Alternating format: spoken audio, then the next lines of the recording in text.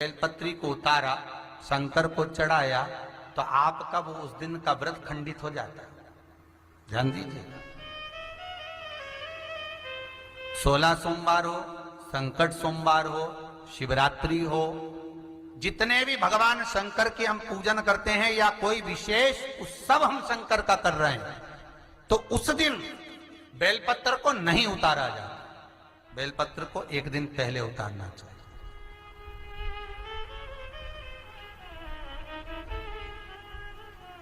धोकर, साफ कर कर, निर्मल वस्त्र में उसको संजो कर रख देना चाहिए। कब? एक रात्रि पहले। क्यों रखते हैं? शिव महापुराण की कथा कहती है, जिस घर में बेलपत्र रखा होता है पूजन के लिए, बेलपत्र इंतजार करता है शिव के लिए महाराज, तो वो बेलपत्र शंकर को पाने के लिए कामना करता है। और जो जीव उद्यापन कर रहा है, संकट सोमवार, 16 सोमवार, पशुपति व्रत कर रहा है या शिव की आराधना कर रहा है, बेलपत्र शंकर को अति प्रिय है। तो ये बेलपत्र रात भर, क्योंकि शास्त्र कहता है, शिव महापुराण, स्कंद पुराण, लिंग पुराण, नर्मदा पुराण, पद्म पुराण, अग्नि पुराण, सारी पुराणों में एक चीज लिखी होती है कि आप भगवान का कोई भी उद्यापन करें, कोई भी व्रत करें, तो उससे पहले भगवान का कीर्तन करें। लिखा है कि नहीं लिखा? पढ़कर देखना, हर पुराण में मिल जाएगा कि रात्रि को कीर्तन करें, रात्रि को सत्संग करें, भजन करें। अब आप में से कितने लोग हैं जो रात भर कीर्तन करते हैं? एक रात्रि पहले नहीं करते ना। तो बेलपत्र जो उतार कर हम रखते हैं, वो बेलपत्र रात भर भगवान शिव की आराधना करता है कि इस नारी ने मुझे तैयार करा है शंकर को समर्पित करने के लिए। बाबा ओघड़दानी से कल मैं मिलूंगी और इसकी जो मनोकामना है ना, मैं शिव पर चढ़ते सी पूरी करवा दूंगी। इसलिए बेलपत्र एक रात्रि पहले उतारा जाता। पर इतने चतुर लोग हैं, कल आज सोमवार है तो आज ही अपने घर वालों से कहेंगे, आज हमारा व्रत है सोमवार का, जाओ जरा बेलपत्र लेकर आओ, जाओ जरा पूजन का ये बेलपत्र ला कर रखो। अब उसी दिन, और कितना लिखा है महाराज कि बेलपत्र दोपहर के 12 बजे के बाद तोड़ा गया बेलपत्र शंकर उसको स्वीकार नहीं करता, शिव उसको नहीं ग्रहण करता। कितनी बजे? दोपहर के 12 बजे के बाद जो बेलपत्र उतारा जाता है, तोड़ा जाता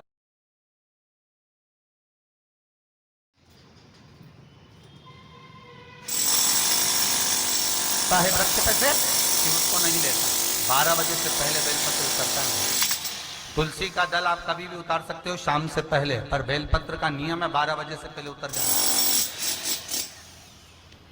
अब कई माताएं कहती हैं, हमने तो व्रत करा, हमारा तो काम ही नहीं हो रहा, हमने तो करा, हमारा काम ही। तो उसका कारण है तुम जरूर गड़बड़ करिए, कुछ ना कुछ कमी। आप शिव जी के सम्मुख में, शंकर भगवान के शिवलिंग पर जब बेलपत्र चढ़ता है, तो बेलपत्र का जो सीधा भाग होता है वो शिव जी के शिवलिंग पर होना चाहिए, उल्टा भाग ऊपर होना चाहिए। बहुत ध्यान से समझना हो। जब नंदीश्वर को बेलपत्र चढ़ाते हो, नंदी जो बाहर होता है उसको बेलपत्र चढ़ाते हो, तो नंदी को 2 जगह बेलपत्र चढ़ती है, आपको ध्यान में होगा। पहली बेलपत्र नंदी को जब चढ़ती है तो नंदी के सामने चढ़ती है, तो उसका बेलपत्री का जो डंडी का मुख है वो नंदी की ओर होता है, और बेलपत्री की पत्ती का मुख शंकर जी की ओर होता है। समझ में आ रहा है सबको? डंडी का मुख, जैसे नंदी ऐसे बैठा है तो डंडी का मुख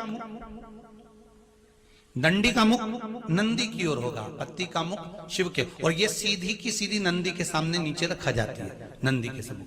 और एक बेलपत्र जब नंदी के ऊपर चढ़ती है तो डंडी का मुख शिव जी के ऊपर होता है, और इस पत्ती का मुख नंदी के सिर पर, नंदी की ओर होता है। ये दोनों में बहुत अंतर है महाराज।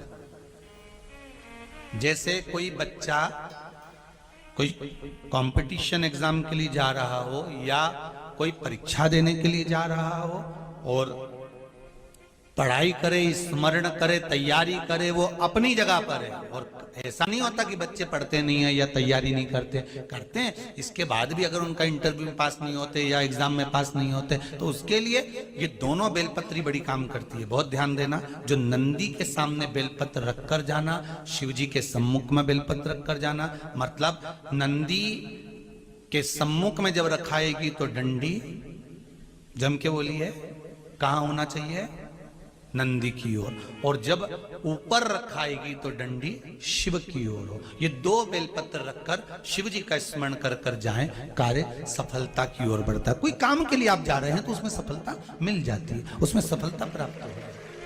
शिव जी को बेलपत्र चढ़ा रहे हो, जो चिकना भाग है सीधा भाग शिव जी के ऊपर, शंकर भगवान के ऊपर।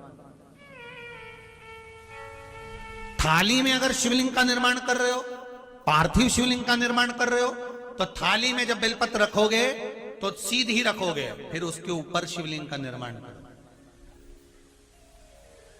अगर आप निर्माण करते हैं पार्थिव शिवलिंग का और बनाते हैं बेलपत्र का, बोलो सही है कि गलत? प्रतिदिन बेलपत्र खाओगे शंकर मंदिर की तो मुख में कई बार छाले भी पड़ जाते हैं, सत्य है कि गलत है? शिव महापुराण की कथा कहती है अति सर्वस्व वर्जते। आपको अगर बेलपत्र खाना है, हफ्ते में 2 खाओ, हफ्ते में 3 खाओ। मुंह में अगर छार छार हो रहा है, छाले पड़ रहे हैं, तो बेलपत्र को, शिव जी की चढ़ी हुई बेलपत्र को सुखाकर चूरा बनाकर इतनी सी चुटकी भर खा लिए, पानी पी लिए।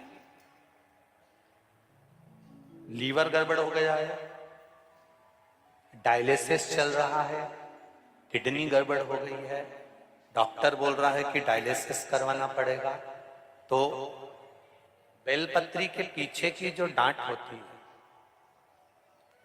जिसको आप लोग तोड़ के फेंक देते, वो बेलपत्री के पीछे की जो डांट है, ये ब्रह्मा विष्णु महेश। समझ में आ रहा है आप लोगों को? बीच में जो डंडी दिख रही है आपको, इसके बीच में बड़ी पत्ती और 2 पत्ती के बीच में जो खाली जगह है, ये खाली जो डंडी है, इसमें 33 कोटि देवी देवताओं का स्थान होता है। किसका स्थान है?